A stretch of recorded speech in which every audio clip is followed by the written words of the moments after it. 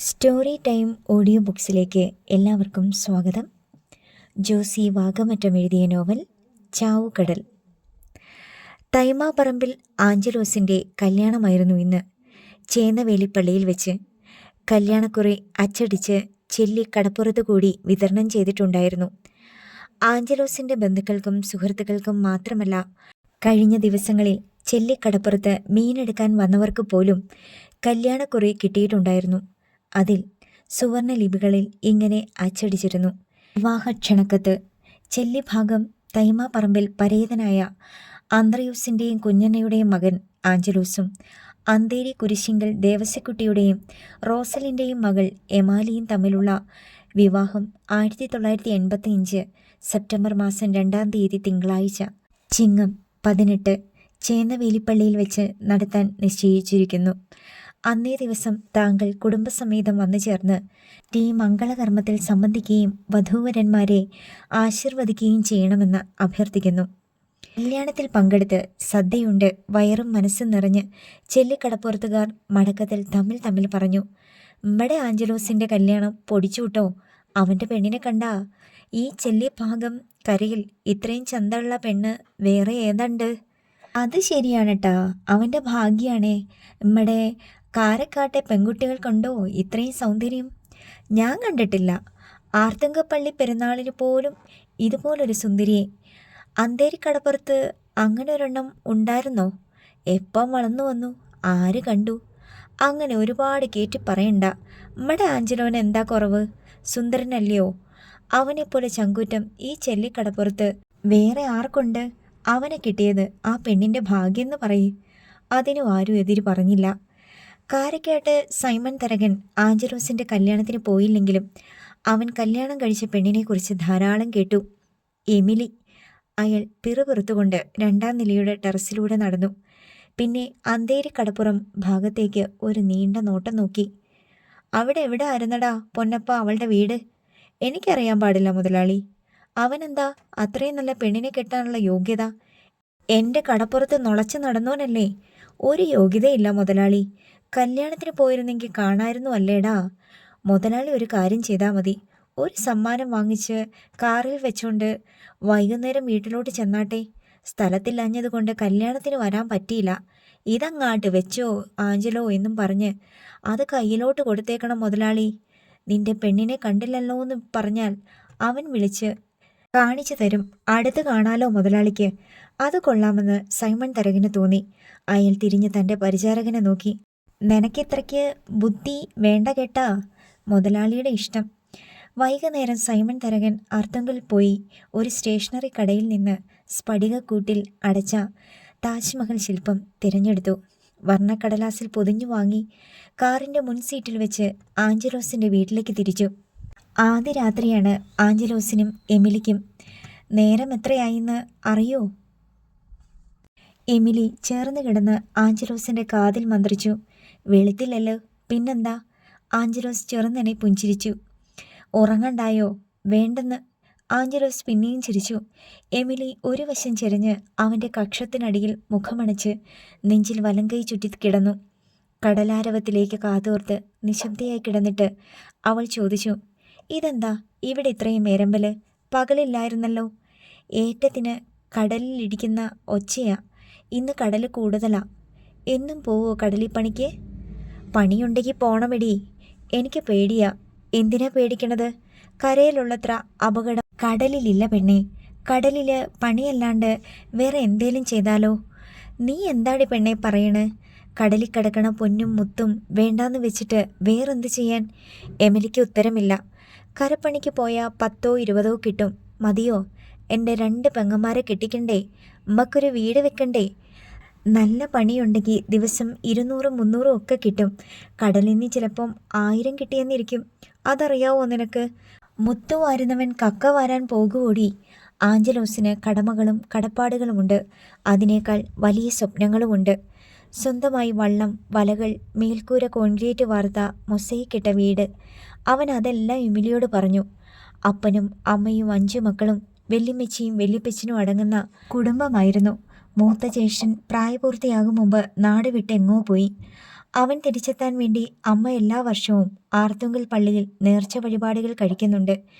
ഇളയ 2 പേർ പെൺകുട്ടികളാണ്. അപ്പൻ്റെ അത്യാഹിത മരണം കനത്ത ആഘാതമായിരുന്നു.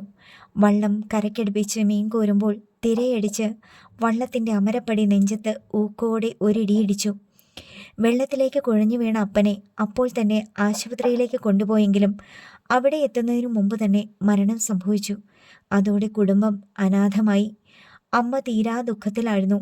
പക്ഷേ മക്കളെ വളർത്തിയേ തീരൂ. പ്രായം ചെന്ന മാതാപിതാക്കളെ സംരക്ഷിക്കണം. അമ്മ ഓല മെടഞ്ഞു വിറ്റാണ് കുടുംബം പോറ്റിയത്.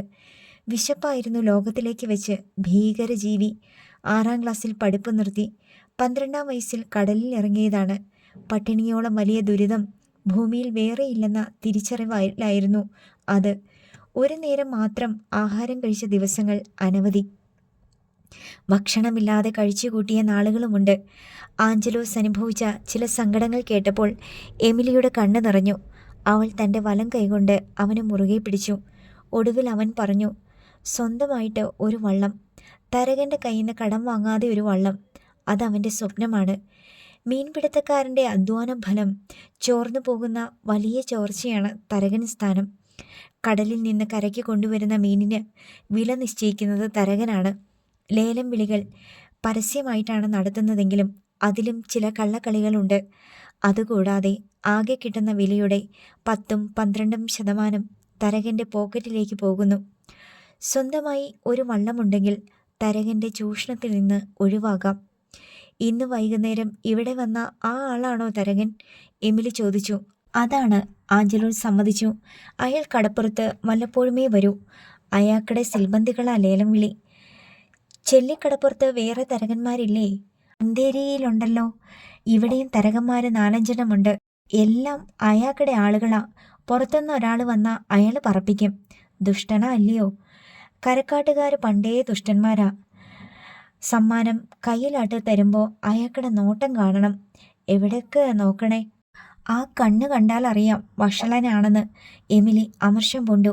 അതാ അയാൾക്കടെ സ്വഭാവം. പെണ്ണിനു വേണ്ടി എന്ത് ചെയ്യും. കുറേ കഥകളുണ്ട്. ഓ, എനിക്ക് കേൾക്കണ്ട. നമുക്ക് വേറെ എന്തെല്ലാം നല്ല കാര്യങ്ങൾ പറയാനുണ്ട്. എന്നാ ഞാനൊരു നല്ല കാര്യം പറയട്ടെ. പറ. ആഞ്ചലോസ് അവൾക്ക് അഭിമുഖമായി തിരിഞ്ഞു കിടന്നു. അവളുടെ കാതിനോട് ചുണ്ടുകൾ ചേർത്ത് ചെവിത്തട്ടിൽ മൃദുവായി കടിച്ചു. എമിലി ഇക്കിളി കൊണ്ട് അടക്കി ചിരിച്ചു. അടുത്ത വർഷം 1986 ജൂലൈ 3 എമിലി ഒരു പെൺകുഞ്ഞിനെ പ്രസവിച്ചു. ആഞ്ചലോസ് അവൾക്ക് ജാനറ്റ് എന്ന് പേരിട്ടു. 6 മാസത്തിന് ശേഷം ആഞ്ചലോസ് ഒരു വള്ളം വിലയ്ക്ക് വാങ്ങി. അതിനും ജാനറ്റ് എന്ന് പേരിട്ടു. ജാനറ്റ് തിരമുറിച്ച് നീങ്ങുകയാണ് പടിഞ്ഞാട്ടേക്ക്. 6 പേർ തണ്ടു വലിക്കുന്നുണ്ട്. അമരത്ത് നൻപുമായി ആഞ്ചലോസ്. ഏറ്റമാ ആഞ്ചലോ, കടൽ ഇത്ര കൂടുന്നുണ്ട് കണ്ടോ? മൂരിവന്നെ. ആഞ്ചലോസ് നോക്കി. ശരിയാണ്, ചെറിയ തിരക്കൊന്നുകൾ പൊടുന്നിന് രൂപമെടുക്കുന്നു.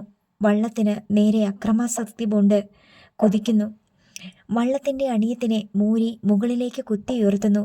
മൂരി കടന്നുപോയി കഴിയുമ്പോൾ വായുവിൽ നിന്ന് വെള്ളം ഒറ്റ വീഴ്ചയാണ് കടലിലേക്ക്. ഉയരം കൂടിയ മൂരിയാണെങ്കിൽ അതിനു മീതെ ഉയർന്ന വള്ളം താഴേക്ക് പതിക്കുമ്പോൾ വള്ളപ്പലകകൾ പൊട്ടാനിടയുണ്ട്. പടികൾ ഒടിയും. ചിലപ്പോൾ വള്ളം തന്നെ ഒടിഞ്ഞ് 2 കഷ്ണമായ സംഭവങ്ങളുമുണ്ട്. മൂരിക്ക് കുറുക്കനെ പേടിക്കേണ്ട അഞ്ചലോ. നെട്ടനെ വെച്ചോ തെക്കു പടിഞ്ഞാറ്. വട്ടച്ചിറ ഔതക്കുട്ടി നിർദ്ദേശിച്ചു. ഔതക്കുട്ടി സീനിയറാണ്. ആഞ്ചലോസിനേക്കാളും കടലിൽ പരിചയമുണ്ട്. ആഞ്ചലോസ് വലക്കള്ളിയുടെ പടിയിൽ നിന്ന് താഴെ ഇറങ്ങി വെള്ളത്തിലേക്ക് കുനിഞ്ഞു നോക്കി. മീൻ പായുന്നുണ്ടോ? അയലയാണോ മത്തിയാണോ ചെമ്മീനാണോ? ആ പൊന്തിക്കിടക്കണ മീൻ ഏതാന്ന് നോക്കിയടാ, ആഞ്ചലോസ് ജോണപ്പനോട് പറഞ്ഞു. ജോണപ്പൻ കോരുവലയെടുത്ത് വകഞ്ഞടുപ്പിച്ചു. വട്ടമത്തിയ. വെള്ളം എത്രയാണെന്ന് നോക്ക്. മോൻസി ചരടിനറ്റത്ത് കെട്ടിയ തൂക്കുകട്ട എടുത്ത് കടലിലേക്കെറിഞ്ഞു. ആഴം അളന്നു നോക്കിയിട്ട് പറഞ്ഞു, 4 ഭാഗം പോരാ, 2 ഭാഗം കൂടെ പോട്ടെ. വലിക്കാർ തണ്ടുവലിച്ച് തുഴഞ്ഞു. കുറച്ചു ദൂരം തെക്ക് പടിഞ്ഞാറ് നീങ്ങി. ആകാശത്ത് കാറും കോളുമുണ്ട്. കിഴക്ക് പുകമഞ്ഞു മൂടിയ പോലെ കര കാണാം. നിർത്ത്, ആഞ്ചലോസ് നിർദ്ദേശിച്ചു. അത് പൊലപ്പല്ലേ? മോൻസിയും റോബോട്ടും എഴുന്നേറ്റ് നിന്ന് നോക്കി. ശരിയാണ്, മീൻ പൊലപ്പ്. ലാസർ ചേട്ടാ, ആഞ്ചലോസ് വിളിച്ചു. അതിൻ്റെ അർത്ഥം ലാസറിനറിയാം.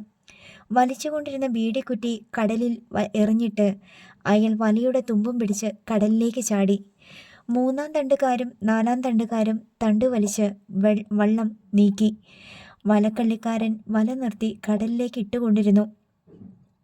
ലാസർ കടലിൽ ചാടിയെടുത്ത് തന്നെ വലയുടെ തുമ്പുമായി പതച്ച് കിടക്കുകയാണ്. വള്ളം മീൻ പൊലപ്പ് കണ്ട ഭാഗം ഒന്ന് ചുറ്റി വളഞ്ഞ് തണ്ടു വലിച്ചു നീങ്ങി. കടലിൽ വല കൊണ്ടൊരു വിശാല വൃത്തം വരച്ച് കറങ്ങി. വലത്തുമ്പ് പിടിച്ച് പതച്ച് കിടന്ന ലാസറിൻ്റെ സമീപമെത്തി. ലാസറിൻ്റെ കയ്യിൽ നിന്ന് കയററ്റം വലക്കള്ളിക്കാരൻ വാങ്ങി. ലാസർ വള്ളത്തിൽ പൊത്തിപ്പിടിച്ചു കയറി. മത്തിപ്പൊലപ്പ പായണ കണ്ടോ? അവന് മനസ്സിലായി അപകടം. വലയുടെ വൃത്തപരിധിക്കുള്ളിൽ കടലിനു മീതെ വായുവിൽ മീൻ പാറുന്ന തിളക്കം ഇടയ്ക്കിടെ കാണാമായിരുന്നു. വള്ളം കിടക്കുന്ന ഭാഗം തുറന്നു കിടക്കുകയാണ്. അതിലെ മീൻ പായുന്നത് തടയാൻ റോബോട്ടും ദാസനും കടലിൽ ചാടി തലങ്ങും വിലങ്ങും നീന്തി വള്ളപ്പാട്ടിലൂടെ രക്ഷപ്പെടാനെത്തുന്ന മീനുകൾക്ക് മുമ്പിൽ ഭീകരാവസ്ഥ സൃഷ്ടിച്ചു. മീനുകൾ വലയിലേക്ക് തന്നെ മടങ്ങി. വല വലിച്ചു തുടങ്ങിയപ്പോൾ തന്നെ ആഞ്ചലോസിന് മനസ്സിലായി, ഇന്നത്തെ കൊയ്ത്ത് 100 മീനെയാണ്. വല വലിച്ചു കോരുമ്പോഴേക്കും ഉള്ളം കൈ പൊള്ളിപ്പോകുന്ന അവസ്ഥയിലായി. അമ്മാതിരി പിടിപിടിച്ചിട്ടാണ് വള്ളത്തിലേക്ക് മീൻ മറിച്ചത്. കഠിനാധ്വാനത്തിൻ്റെ ഫലം 2 കള്ളികൾ നിറഞ്ഞു കുമിഞ്ഞു കിടന്നു.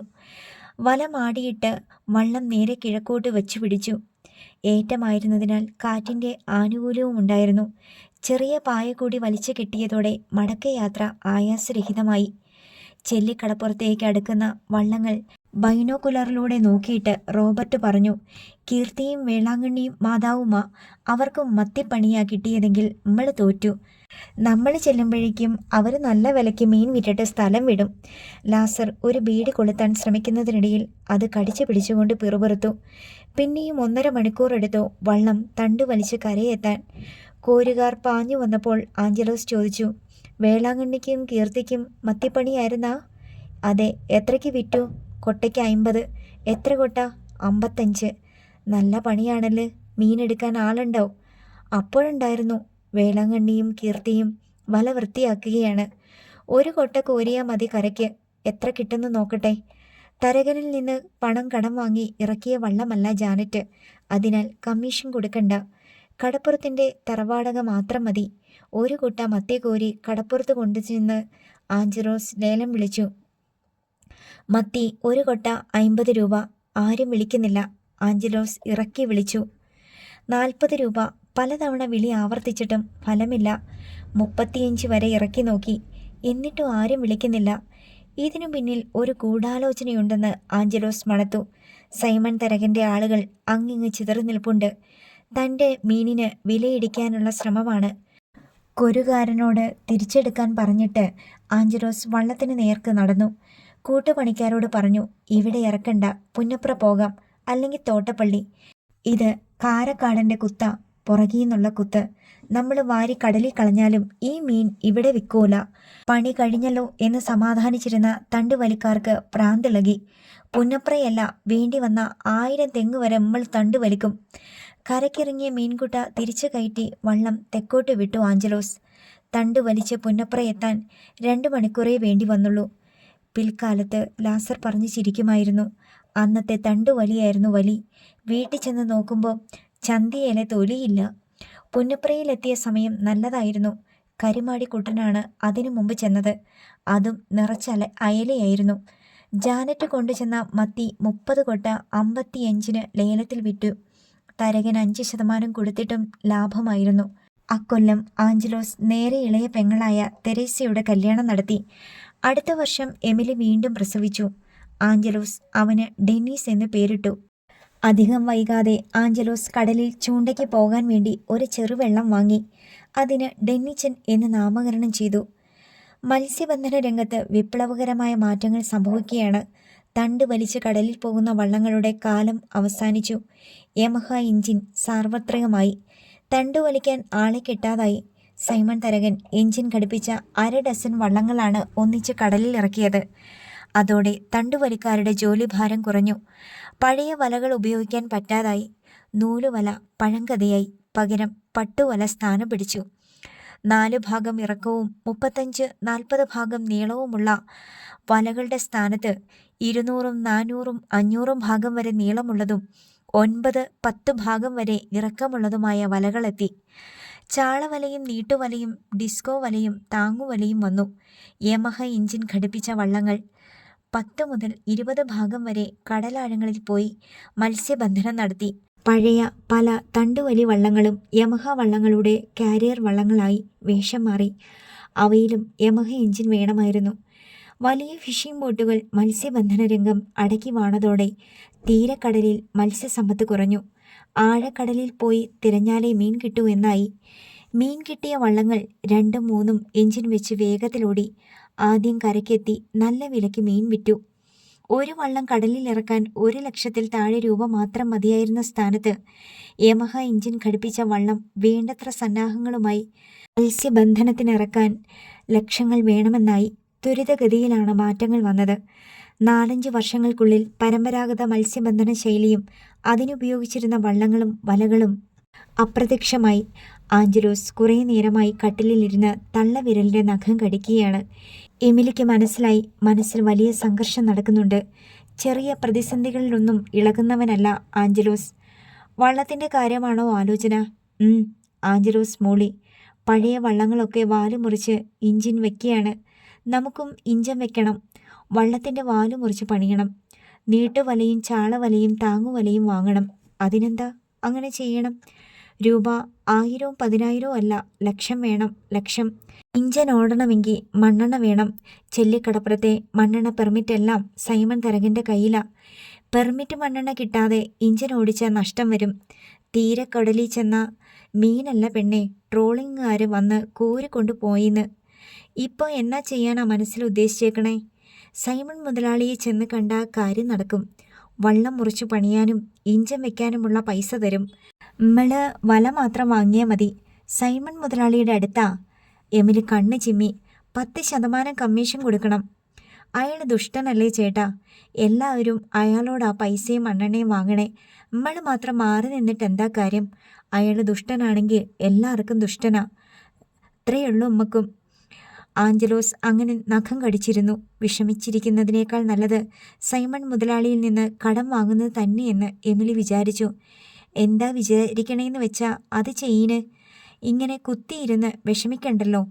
ആഞ്ചലോസ് കാരക്കാട്ട് ബംഗ്ലാവിലെത്തി സൈമൺ തരകനെ കണ്ടു. എന്താടാ? സൈമൺ തരകൻ പരിഹാസത്തിൽ അവനെ അടിമുടി നോക്കി. ആഞ്ചലോസ് തൻ്റെ ആഗമനോദ്ദേശം വെളിപ്പെടുത്തി. നിന്റെ അഹങ്കാരമെല്ലാം കുറഞ്ഞോ? ആഞ്ചലോസ് മൗനം ആചരിച്ചു. നിന്റെ കല്യാണത്തിൻ്റെ അന്ന് നിന്റെ വീട്ടിൽ കൊണ്ടുവന്ന് ഗിഫ്റ്റ് തന്നവനാ ഈ സൈമൺ തരകൻ. എന്നിട്ടും നിനക്ക് എന്നോടൊരു വല്ലായ്മ. എടാ, നീ ഒരുത്തൻ നോക്കിയാ കടപ്പുറം നന്നാവോ? നിനക്ക് നന്നാവാൻ പറ്റത്തില്ല. പിന്നെ അപ്പോഴും ആഞ്ചലോസ് മിണ്ടാതെ നിന്നു. വള്ളം മുറിച്ച് പണിയാനുള്ള കാശ് ഞാൻ തരാം. ഇഞ്ചനും മണ്ണെണ്ണയും ഞാൻ തരാം. പക്ഷെ നീ എനിക്ക് 12% കമ്മീഷൻ തരണം. 2% നിന്റെ അഹങ്കാരത്തിനുള്ള ശിക്ഷയാ. ആഞ്ചലോസിൻ്റെ മൗനം സമ്മതമായിരുന്നു. അടുത്ത 2 മാസത്തിനുള്ളിൽ എമിലി പുത്തൻ യമഹ എഞ്ചിൻ ഘടിപ്പിച്ച് വാലറ്റം മുറിച്ചു പണിത് പുത്തൻ വലകളും ചൂണ്ടയുമായി കടലിൽ ഇറങ്ങി.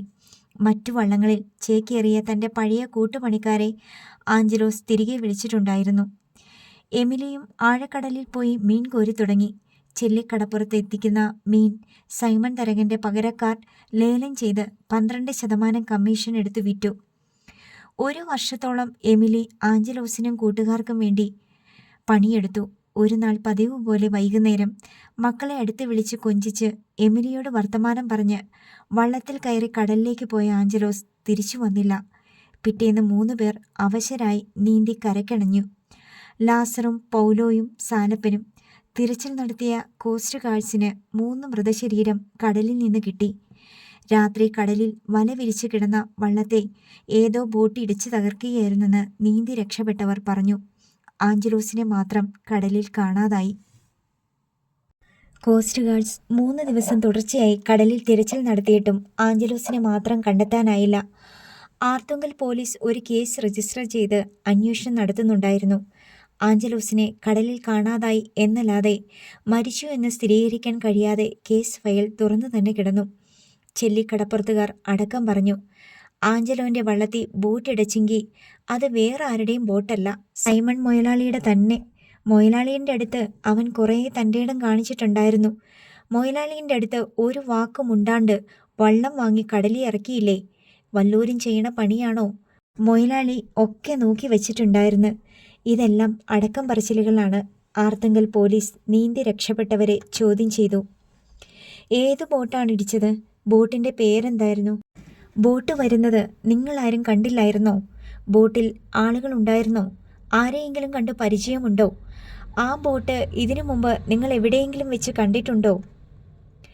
ഒരു ചോദ്യത്തിനും അനുകൂലമായ ഒരു ഉത്തരം നൽകാൻ ലാസറിനോ പൗലോയ്ക്കോ സാലപ്പനോ കഴിഞ്ഞില്ല.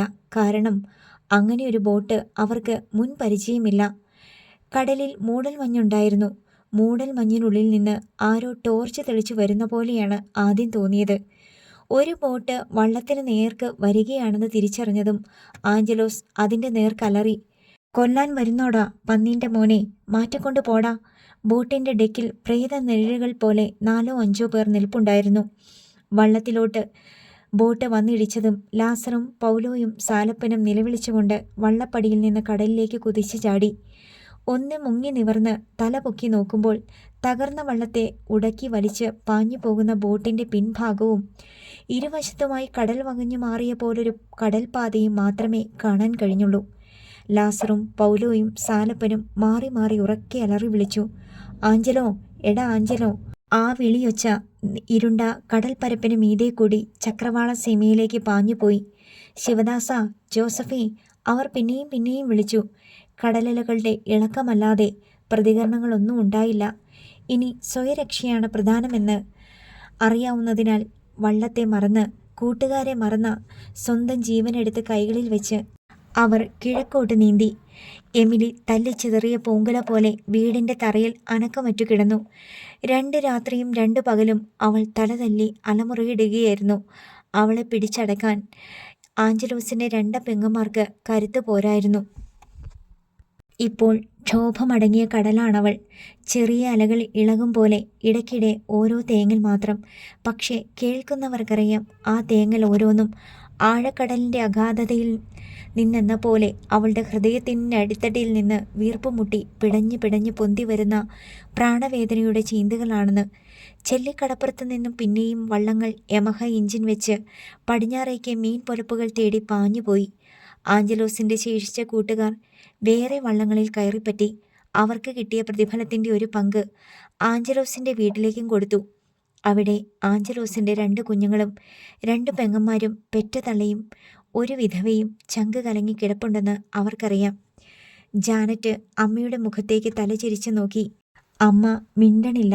അമ്മയുടെ കണ്ണുകൾ പായുന്നിടത്തേക്ക് അവളും നോക്കി. വേളാങ്കണ്ണി മാതാവിൻ്റെ ഒരു പടം മാത്രം, വേറെ ഒന്നുമില്ല. അതിത്ര കാണാനെന്തിരിക്കുന്നു എന്ന് അവൾ അത്ഭുതപ്പെട്ടു. 2 ദിവസം മുമ്പ് വീട്ടിൽ കൂട്ടക്കരച്ചിലായിരുന്നു. എല്ലാവരും കരഞ്ഞപ്പോൾ ജാനറ്റും കരഞ്ഞു. കുഞ്ഞേച്ചി കരയുന്ന കണ്ട് ഡെന്നിച്ചനും കരച്ചിൽ വന്നു. കരയുന്നത് എന്തിനെന്ന് മാത്രം 2 പേർക്കും മനസ്സിലായില്ല. അവരെ അണച്ചു പിടിച്ച് ആശ്വസിപ്പിച്ച കുഞ്ഞുമറിയത്തോട് ജാനറ്റ് ചോദിച്ചു, എന്തിനാ എല്ലാവരും കരയണേ? കുഞ്ഞുമറിയം അയൽക്കാരിയാണ്. ആ സ്ത്രീ 2 കുഞ്ഞുങ്ങളെയും ചേർത്ത് പിടിച്ചു. എൻ്റെ മക്കളെ, നിങ്ങളുടെ അപ്പനെ കടൽ കൊണ്ടുപോയി. കടൽ എങ്ങോട്ടാ കൊണ്ടുപോയേ? ജാനറ്റ് ചോദിച്ചു. എൻ്റെ മാതാവേ, ഈ കുഞ്ഞുങ്ങൾക്ക് ഒന്നും അറിയാൻ വയ്യല്. ജാനറ്റിന് ഏതാണ്ട് ഊഹം കിട്ടിയിട്ടുണ്ട്. അപ്പനെ 2-3 ദിവസങ്ങളായിട്ട് കാണാനില്ല.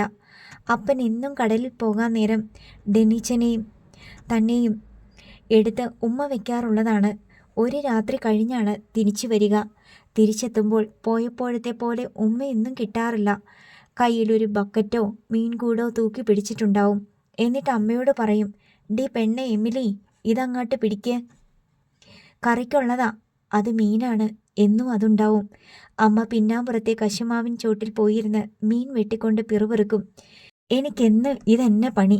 കുഴിയിലേക്ക് പോകുമ്പോഴും മീൻ കത്തി കയ്യിൽ കാണും. മീൻ പാത്രത്തിന് ചുറ്റും അല്പം അകലമിട്ട് കൊതി പൂണ്ടിരിക്കുന്ന പൂച്ചകൾ അപ്പോൾ അമ്മയെ നോക്കി ന്യാവു എന്ന് ശബ്ദിക്കും.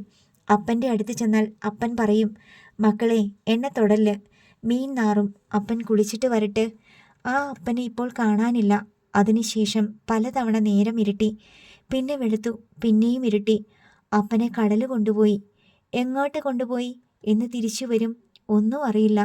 ജാനറ്റ് അമ്മയുടെ കൈത്തണ്ടിൽ തോണ്ടി. അമ്മയ്ക്ക് പ്രതികരണമില്ല. അമ്മ. അവൾ വീണ്ടും തോണ്ടി. എന്നിട്ടും അമ്മ ഒന്ന് നോക്കുക പോലും ചെയ്യാതെ പ്രതിമ പോലെ ഇരിക്കുകയാണ്. അമ്മ ചിരിക്കുന്നില്ല. എൻ്റെ പൊന്നും കുടമേ എന്ന് വാത്സല്യത്തോടെ വിളിക്കുന്നില്ല. അമ്മ കരയുന്നുമില്ല. ജാനറ്റ് അമ്മയുടെ അരികെ നിന്നും എഴുന്നേറ്റ് തിണ്ണയിലേക്കിറങ്ങി. അവൾ പിച്ച വെച്ച് നടന്നു തുടങ്ങിയ ഡെന്നിച്ചനെ വിളിച്ചിട്ട് പറഞ്ഞു, ബാ മോനെ, നമുക്ക് കളിക്കാം. കുഞ്ഞന്ന തിണ്ണയുടെ തൂണും ചാരി മുറ്റത്തെ പൊടിമണലിലേക്ക് കാലുകൾ പിണച്ചു തൂക്കിയിട്ട് ഇരിപ്പുണ്ടായിരുന്നു. മകൻ്റെ ഓർമ്മയിൽ കണ്ണു നിറയും. അല്പം കണ്ണീരൊലിക്കും. കൈലിമുണ്ടിൻ്റെ കോന്തല പൊക്കി കണ്ണു തുടയ്ക്കും. മൂക്കു പിഴിയും. 3 ആൺമക്കളിൽ മൂത്തവൻ പണ്ടേ പോയി. രണ്ടാമൻ നാട് വിട്ട് ഒളിച്ചോടിയിട്ട് ഇന്നേ വരെ ഒരറിവുമില്ല. മൂന്നാമനെ കടലെടുത്തു. ഇനി എന്തിന് ജീവിച്ചിരിക്കുന്നു എന്നവർക്കറിഞ്ഞുകൂടാ. എന്ത് കാണാൻ, എന്ത് കിട്ടാൻ? രാത്രി കുഞ്ഞെന്ന ഞെട്ടിയുണർന്ന് കണ്ണുമിഴിച്ചു. വീട്ടിനുള്ളിലേക്ക് കടലിടിച്ച് കയറുന്നതായി ദുസ്വപ്നം കാണുകയായിരുന്നു കുഞ്ഞന്ന. കടൽക്കരയിലെ തെങ്ങുകൾ കടലാക്രമണത്തിൽ കടപുഴകി വീഴുകയായിരുന്നു.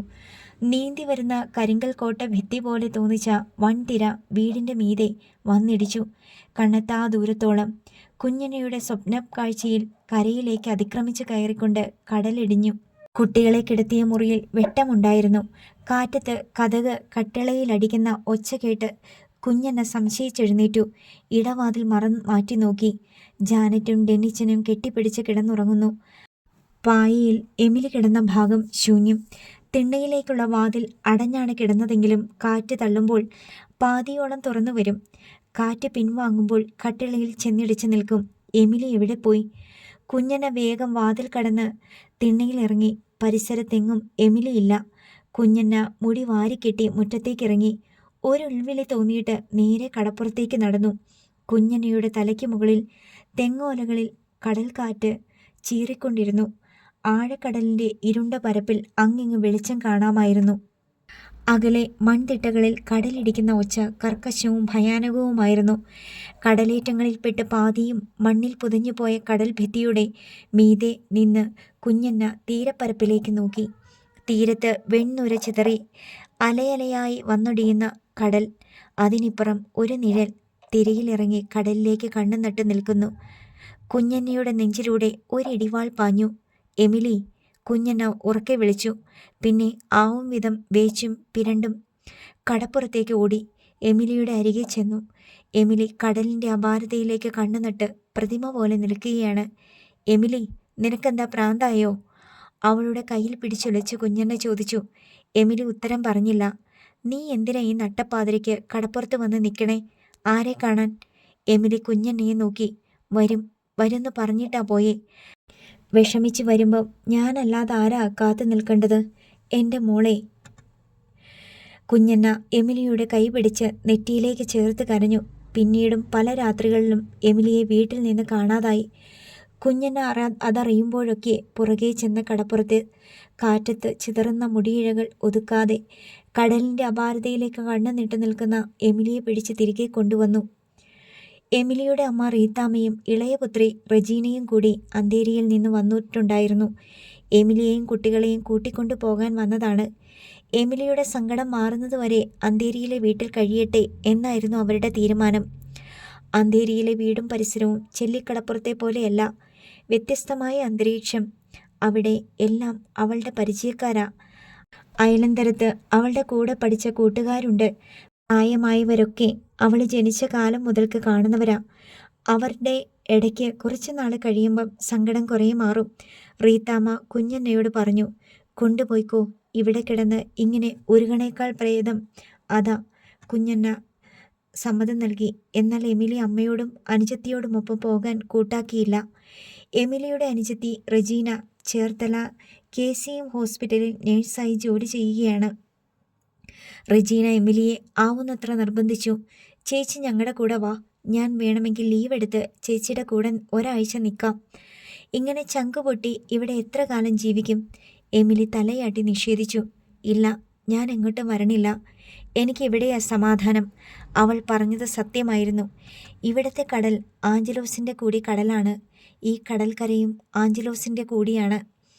കടലിൽ നിന്ന് കാറ്റടിക്കുമ്പോൾ അതിൽ ആഞ്ചലോസിൻ്റെ ശ്വാസവും ഉണ്ടെന്ന് അവൾക്ക് തോന്നാറുണ്ട്. കാതോർത്ത് നിൽക്കുമ്പോൾ, രാത്രികളിൽ തിരയടിച്ച് പിൻവാങ്ങുമ്പോൾ ആഞ്ചലോസ് കരകാണാ കടലിൽ നിന്ന് വിളിച്ചു പറയും പോലെ, എടി പെണ്ണേ, ഞാനിവിടെ തന്നെ ഉണ്ട്. അങ്ങനത്തെ കടലും കടപ്പുറവും ഉപേക്ഷിച്ച് ഒരു ദിവസത്തേക്ക് പോലും മാറി നിൽക്കാൻ എമിലിക്ക് വയ്യ.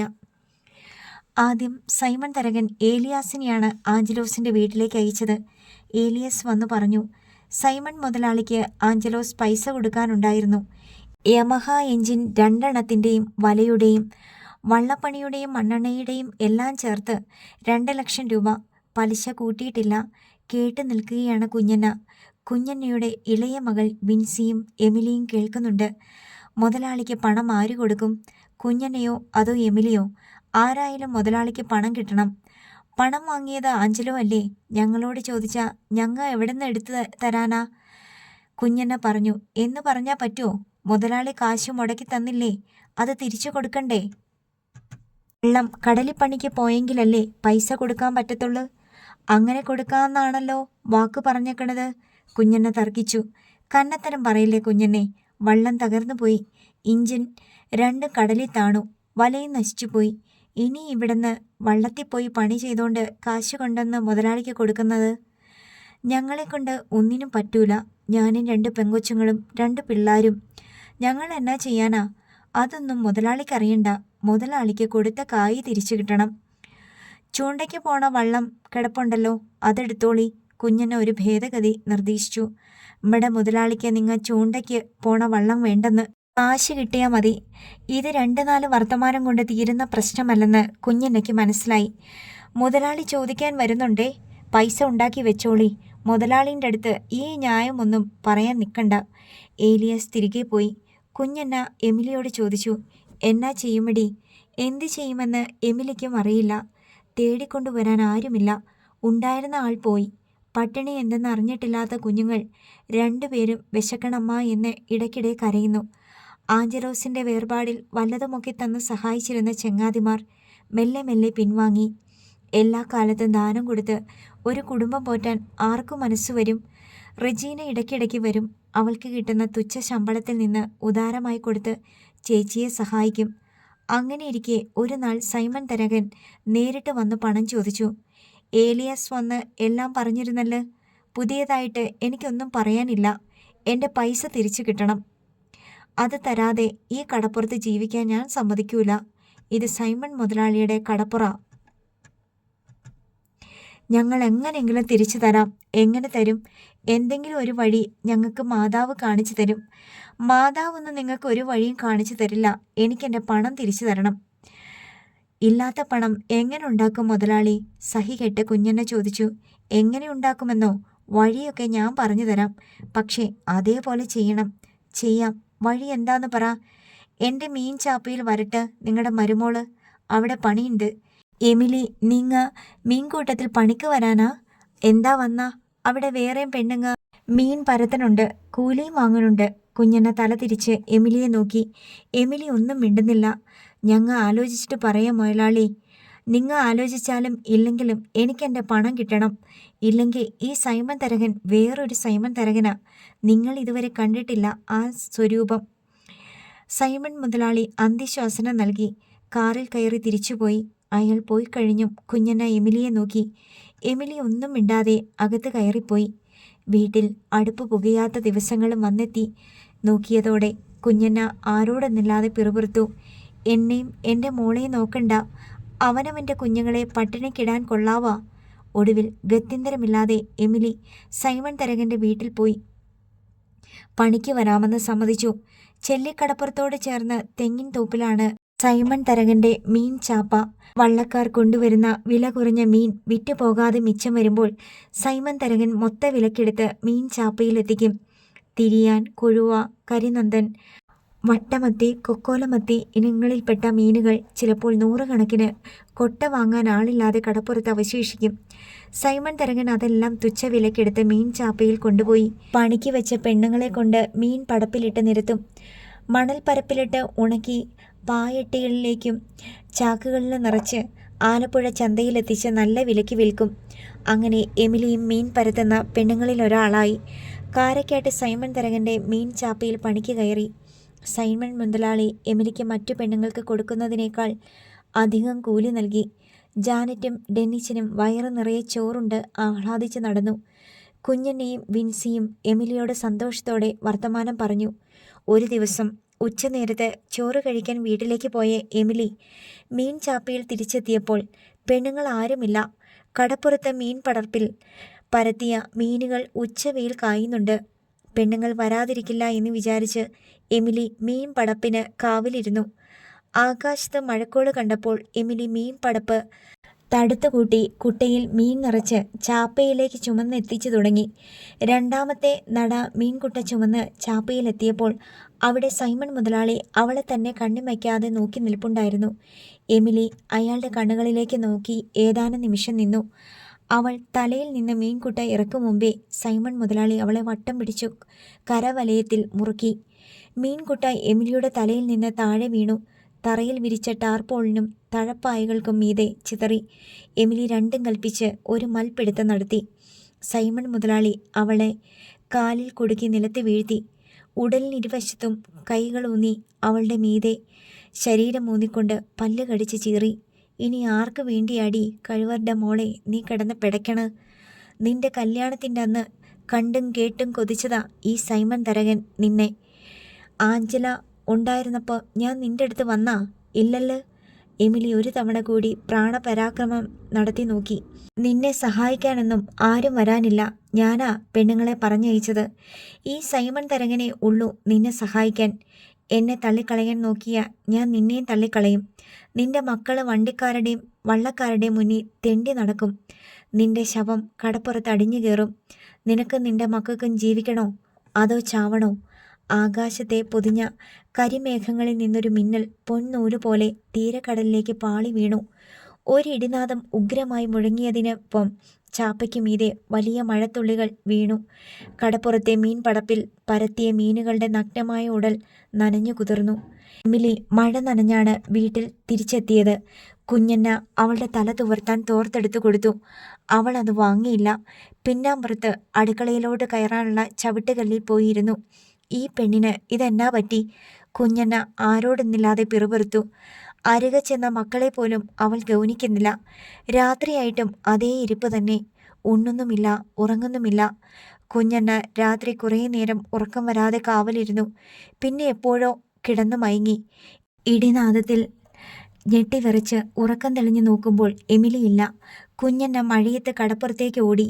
അവിടെ ഒരു ഇടിമിന്നലിൻ്റെ കണ്ണഞ്ചിക്കുന്ന പ്രഭയിൽ തീരത്ത് വന്നടിയുന്ന കടലിലേക്ക് കാലെടുത്ത് വെച്ച പെണ്ണിൻ്റെ രൂപം ഒരു നൊടിയിട കണ്ടു. കുഞ്ഞന്ന ഇടറിപ്പാഞ്ഞെത്തുമ്പോഴേക്കും എമിലി അരയ്ക്കൊപ്പം വെള്ളത്തിലേക്ക് ഇറങ്ങിക്കഴിഞ്ഞു. കുഞ്ഞന്ന അവളെ വട്ടം പിടിച്ചു പിന്നാക്കം വലിച്ചു. എമിലി ചെറുത്തു നിന്നു. ഒരു വൻതിര പിൻവാങ്ങുന്ന തിരയിലിടിച്ച് തെറുത്ത് മറിഞ്ഞു വന്ന് രണ്ടുപേരെയും തള്ളി വീഴ്ത്തി. കടൽ അവരെ നക്കിയെടുത്ത് 2 മാറ് ദൂരം കൊണ്ടുപോയി. ആർത്തിരമ്പി വന്ന അടുത്ത തിര അവളെ കഴുകിയെടുത്ത് തീരത്ത് കൊണ്ടുപോയി വിട്ടു. മോളെ, നിനക്കെന്നാ പറ്റി? കുഞ്ഞന്ന നിലവിളിക്കും പോലെ ചോദിച്ചു. എമിലി നനഞ്ഞ മണലിന് മീതെ കമിഴ്ന്നു കിടന്ന് അലറിക്കരഞ്ഞു. ചെല്ലിക്കടപ്പുറത്ത് പരത്തിയിരുന്ന മീൻ മുഴുവൻ മഴ നനഞ്ഞു പോയി. മഴക്കോൾ ഉണ്ടായിരുന്നിട്ടും സൈമൺ മുതലാളി മീൻ പരത്തുന്ന പെണ്ണുങ്ങളെയെല്ലാം ഉച്ച കഴിഞ്ഞ് വരേണ്ടെന്ന് പറഞ്ഞയച്ചു. കടപ്പുറത്തെ മഴ വീണപ്പോൾ എമിലി മാത്രമല്ല, സൈമൺ മുതലാളിയും മീൻ ചാപ്പയിലുണ്ടായിരുന്നു. കടപ്പുറത്ത് പരത്തിയ മീൻ മഴ നനഞ്ഞു പോയിട്ടും സൈമൺ മുതലാളിക്ക് ഒരു കൂസലും ഉണ്ടായില്ല. സൈമൺ മുതലാളി ആരോടും ദേഷ്യപ്പെട്ടുമില്ല. ഇതെല്ലാം ഒന്നിച്ചു വായിക്കാനുള്ള കേവല വാർത്തകളല്ല. ഇതിൽ ഓരോ വരികൾക്കുമിടയിൽ എഴുതാത്ത വചനങ്ങൾ ഉണ്ടെന്നും ഓരോ വചനത്തിൻ്റെയും വാക്കിൻ്റെയും പുറകിൽ അടക്കിയ ചിരികളുണ്ടെന്നും ചെല്ലിക്കടപ്പുറത്ത് അറിയാം. മീൻ പരത്തുന്ന പെണ്ണുങ്ങളാണ് ഇതും പറഞ്ഞു പരത്തിയത്. കുഞ്ഞന്നയുടെ ചെവിയിൽ ഈ വിഷവിത്തുകൾ എത്താൻ 1 മാസത്തോളം എടുത്തു. ആദ്യമൊന്നും കുശുകുശുപ്പുകളുടെയും അടക്കം പറച്ചിലുകളുടെയും അർത്ഥം കുഞ്ഞന്നയ്ക്ക് മനസ്സിലായതുമില്ല. പിശാചുബാധ പോലെ എമിലിയെ ചുഴറ്റിയെറിഞ്ഞ ഭീകര നൈരാശ്യത്തിന് ശേഷം എമിലി 2 കാലിൽ എഴുന്നേറ്റ് നിന്നു. പാദങ്ങൾ ഭൂമിയിൽ ഉറപ്പിച്ചു. അവൾ കടപ്പുറത്ത് മീൻ ചാപ്പയിൽ വീണ്ടും പണിക്ക് പോയി. അവളുടെ കുഞ്ഞുങ്ങൾ വയർ നിറച്ചുണ്ടു പ്രസരിപ്പോടെ മുറ്റത്ത് കളിച്ചു നടന്നു. എമിലി കുഞ്ഞന്നയ്ക്ക് കടപ്പുറത്ത് ടാർപോളിൽ മേഞ്ഞ ഒരു ഷെഡ് ഉണ്ടാക്കി കൊടുത്തു. കുഞ്ഞന്ന അവിടെ വള്ളപ്പണിക്കാർക്കും വണ്ടിക്കാർക്കും മീൻ വാങ്ങാൻ വരുന്നവർക്കും ചായയും കാപ്പിയും വിറ്റു. പരിപ്പുവടയും ബോണ്ടയും വിറ്റു. ഉച്ചക്കഞ്ഞിയും പയറുകറിയും അച്ചാറും വിറ്റു.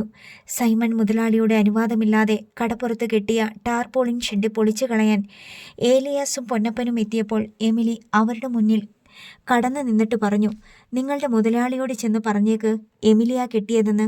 എമിലി കെട്ടിയത് അഴിക്കണമെങ്കിൽ സൈമൺ മുതലാളി തന്നെ വരാൻ പറ, അല്ലാതെ ആരഴിച്ചാലും ആ കൈ ഞാൻ വെട്ടും.